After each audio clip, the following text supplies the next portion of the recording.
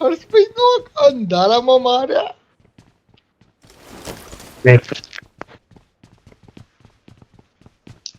Tony અલે હર્ષભાઈ ના અંધારામાં ઠોચે. મારી સાઈડ કોકા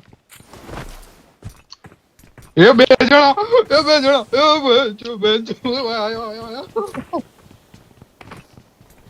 જોડે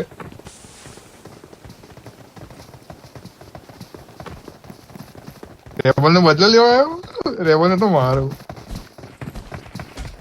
એ રેબલ તો જ્યાં રેબલ જ્યાં